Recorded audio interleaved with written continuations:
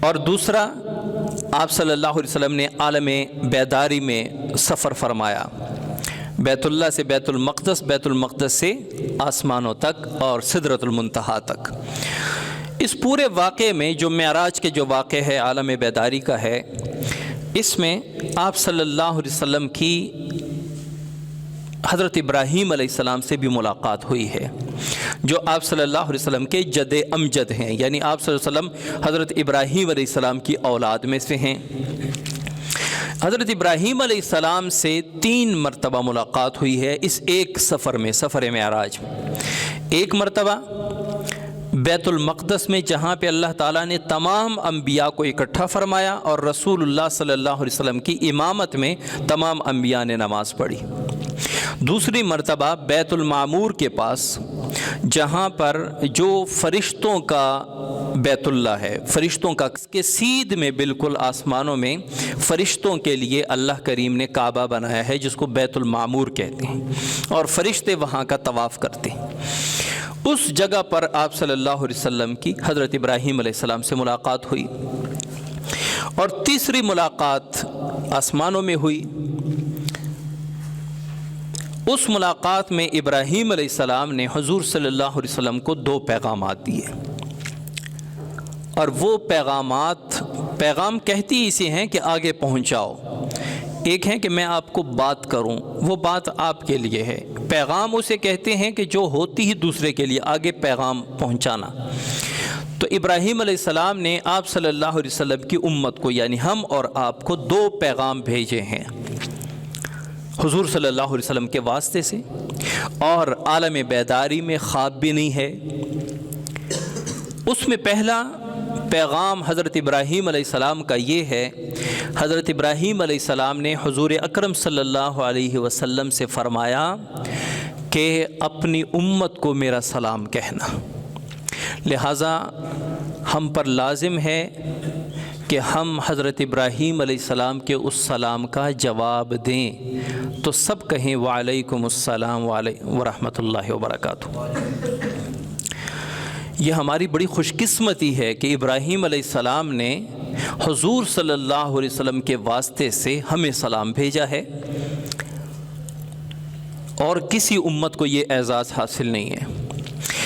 اور دوسرا پیغام حضرت ابراہیم علیہ السلام نے یہ دیا ہے، حضور صلی اللہ علیہ وسلم سے فرمایا کہ ایک تو میرا سلام دینا، اور دوسرا اپنی امت کو کہنا الجنت طیب، جنت بڑی خوبصورت ہے،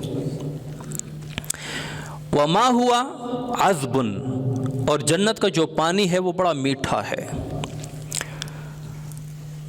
عموماً جب کہیں جاتے ہیں تو وہاں پہ آب و ہوا دیکھا جاتا ہے کہ فلاں جگہ کی پانی کیسا ہے، ہوا کیسی ہے، زمین کیسی ہے، وہاں کا پانی میٹھا ہے، میٹھے پانی کی طرف لوگ جاتے ہیں۔ تو حضرت ابراہیم علیہ السلام نے جنت کی 2 صفات امت محمدیہ کو بیان کر کے بھیجی کہ ایک تو جنت بڑی خوبصورت ہے، جنت بڑی پاکیزہ ہے، وَمَاؤُهَا عَذْبٌ، اور جنت کا جو پانی ہے وہ میٹھا ہے۔ اور آگے فرمایا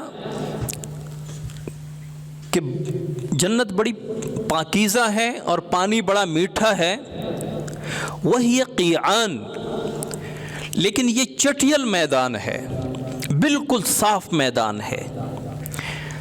ہر مسلمان جس کے لیے جنت میں پلاٹ الاٹ ہو گیا ہے، لیکن وہ پلاٹ ہی اسے مل رہا ہے، اس کو بنا بنایا مکان نہیں مل رہا، اس میں باقاعدہ باغات نہیں مل رہے، اس میں خوبصورت باغیچے نہیں مل رہے، اس میں نہریں نہیں مل رہی، کہ چٹیل میدان مل رہا ہے۔ اور فرمایا کہ اگر آپ چاہتے ہیں کہ اس میں باغات ہوں، اس میں محلات ہوں، اس میں آبادکاری ہو، تعمیرات ہوں، اس چٹیل میدان میں، تو وہ کیا ہے؟ وہی سبحان اللہ والحمد للہ واللہ اکبر ولا الہ الا اللہ۔ حضرت ابراہیم علیہ السلام نے فرمایا کہ اپنی امت سے کہو کہ جنت بڑی پاکیزہ ہے، بڑی خوبصورت ہے، اس کا پانی بڑا میٹھا ہے، لیکن ہے چٹیل میدان۔ اس میں جو کچھ آپ نے تعمیر کرنا ہے وہ دنیا میں کر کے آپ نے آنا ہے، وہاں سے آپ نے پیغامات بھیجنے ہیں، وہاں سے آپ نے پیسے بھیجنے ہیں۔ ایک بندہ باہر ملک میں کام کر رہا ہے اور اس نے وہاں پہ محنت کی اور جاب کیا، کاروبار کیا، اور بھائی کو پیسے بھیجتا رہا کہ اس سے پلاٹ خریدو، پلاٹ خرید لیا۔ اب وہ اگر ویسے آئے گا تو خالی پلاٹ میں وہ کیسے رہے گا؟ وہ وہاں سے پیسے بھیج رہا ہے اور اسے کہہ رہا ہے کہ اب اس میں خوبصورت نقشہ بنوا کے، یا میں یہاں سے نقشہ بھیجتا ہوں، اس نقشے کے مطابق آپ نے اس میں کوٹھی بنانی ہے، بنگلہ بنانا ہے۔ وہ بھائی لگ جاتا ہے، اس پہ بنگلہ بناتا ہے۔ وہ وہاں محنت کر رہا ہے، باہر ملک میں محنت کر رہا ہے، دن رات ایک کیا ہوا ہے تاکہ میں پاکستان آنے سے پہلے میرا وہ گھر تعمیر ہو جائے۔ بھائی کہتے ہیں جی گھر تو تعمیر ہو گیا، اچھا چلے میں کچھ پیسے اور بھیجتا ہوں، وہاں پہ کچھ درخت، کچھ پودے لگائیں، کچھ باغیچہ بنائیں۔ وہ کرتا ہے، پھر وہ بھیجتا ہے کہ جی یہ پیسے لے لیں، اس پہ اتنے KVA کا سولر سسٹم لگائیں، وہ بھی لگاتا ہے۔ جب وہ سارا کچھ وہ کام مکمل ہو جاتا ہے اور اس کو لاک کر دیا جاتا ہے، اس کی چابی بھائی اپنے جیب میں رکھتا ہے۔ وہ بھائی جب آئے گا تو اس کو ایک چابی ملے گی، وہ کھولے گا اور خوبصورت پاکیزہ صاف ستھرا گھر اسے ملے گا۔ بالکل یہی مثال ہے، ہمیں جنت میں، ایک مومن کو جنت میں پلاٹ الاٹ ہو جاتا ہے۔ وہ پلاٹ کتنا ہوتا ہے وہ بھی میں بتا دیتا ہوں، حدیث مبارک ہے، ترمذی شریف کی حدیث ہے۔ حضور صلی اللہ علیہ وسلم فرماتے ہیں کہ جو سب سے آخر میں جنت میں جائے گا، سب سے آخر میں جنت میں جائے گا، جس کے پلے کوئی عمل نہیں ہے، صرف ایمان ہے، اور اس نے گناہ پہ گناہ کیے ہیں، اور اس نے اپنے گناہوں کے سبب سالوں سال جہنم میں گزارے ہیں۔ جب نکلے گا، وہ لمبی حدیث ہے، جب وہ نکلے گا اور ایسے گھٹنوں کے بل ایسے کرالنگ کرتا ہوا آ رہا ہے، اب جہنم کی گرمی سے نکلا ہے، سامنے سایہ ہے، وہ کہے گا کہ یا اللہ اس سایہ تک پہنچا، مجھے کچھ نہیں چاہیے۔ تو وہ اسی طرح گھسڑتا ہوا جائے گا، اس سائے کے پاس جب پہنچے گا، ادھر دیکھے گا تو سایہ بھی ہوگا، پانی بھی ہوگا، تو وہ کہے گا یا اللہ اس درخت تک پہنچا دے، اس سایہ تک، اور کچھ نہیں چاہیے۔ تو اللہ تعالیٰ توفیق دے گا، وہاں تک پہنچ جائے گا، پانی بھی پیے گا، سائے میں بیٹھے گا۔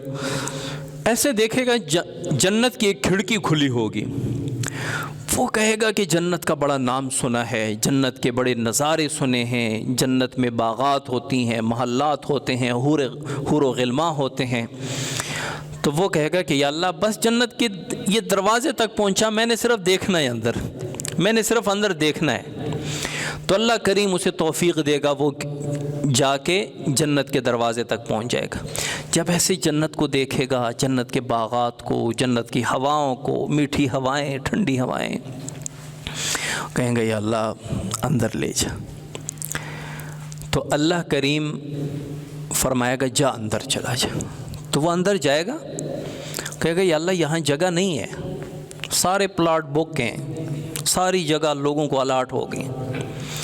اللہ کریم فرمائیں گے جا کے دیکھ لو، جگہ مل جائے گی۔ وہ پھر جائے گا، وہ جنت میں دیکھے گا، جنت میں اس کو جگہ نہیں ملے گی۔ وہ پھر اب اللہ تعالیٰ اپنے قدرت کے نظارے دکھا رہا ہے، اور دکھانے سے پہلے حضور صلی اللہ علیہ وسلم کے واسطے سے ہمیں سنا رہا ہے۔ تو وہ پھر جائے گا، جب تیسری مرتبہ جائے گا، یا اللہ اس میں جگہ نہیں ہے۔ تو اللہ تعالیٰ فرمائیں گے کتنی جگہ چاہیے؟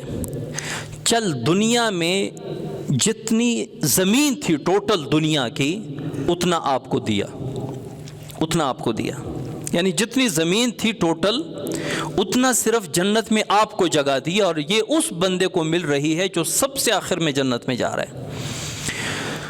تو وہ شخص کہے گا یا اللہ اتستہزئ، یا اللہ تو میرے ساتھ مذاق کر رہا ہے؟ تو حدیث میں آتا ہے کہ اللہ کریم مسکرائیں گے اور فرمائیں گے کہ میں مذاق نہیں کر رہا، جتنی زمین ہے اتنی 10 گنا بڑھا کے جا تجھے جنت مل گئی ہے۔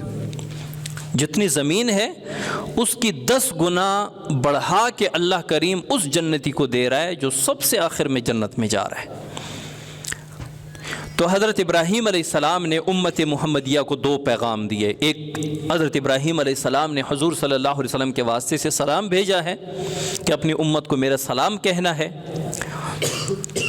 اچھا، جب بھی سلام آپ کو کوئی بھیجے، ایک تو سامنے بندہ آپ کو کہے السلام علیکم تو آپ نے کیا کہتے ہیں؟ وعلیکم السلام. یا کوئی کہے السلام علیکم ورحمۃ اللہ، آپ کہے وعلیکم السلام ورحمۃ اللہ، وعلیکم السلام ورحمۃ اللہ وبرکاتہ. لیکن اگر کوئی دور کا بندہ آپ کو سلام بھیجے اور آپ کو کوئی کہے کہ فلاں آپ کو سلام کہہ رہا تھا، تو اس کا جواب کیا ہے؟ وعلیکہ وعلیہ السلام. اس کا یہ جواب ہے اس سلام کا جو دور سے کسی نے آپ کو کسی کے واسطے سے بھیجا ہے. وعلیکہ وعلیہ السلام، اس کا معنی کیا ہے؟ وعلیکہ آپ پر بھی اور اس پر بھی سلامتی ہو. تو یہ سلام کا جواب ہے وعلیکہ وعلیہ السلام ورحمۃ اللہ وبرکاتہ. تو ایک تو حضرت ابراہیم علیہ السلام نے سلام بھیجا ہے، اور دوسرا فرمایا ہے کہ جنت بڑی پاکیزہ ہے، پانی بڑا میٹھا ہے، اور لیکن ہے چٹیل میدان، اور اس کے جو پودے باغات جو ہیں وہ کیا ہیں؟ وہ سبحان اللہ ہے، الحمدللہ ہے، لا اللہ اکبر ہے، لا الہ الا اللہ ہے. کیا مطلب؟ اس حدیث سے ذکر کی فضیلت بھی سامنے آ گئی کہ ذکر سے ہمیں بہت کچھ ملنے والا ہے. ذکر کو معمولی نہ سمجھیں، جو بھی ذکر پکڑو، سبحان اللہ، الحمدللہ، اللہ اکبر، لا الہ الا اللہ، جنت میں آپ کے لیے باغات، آپ کے لیے نہریں، آپ کے لیے محلات بنتے چلے جائیں گے. اللہ کریم ہمیں عمل کی توفیق عطا فرمائے. وما علینا الا البلاغ.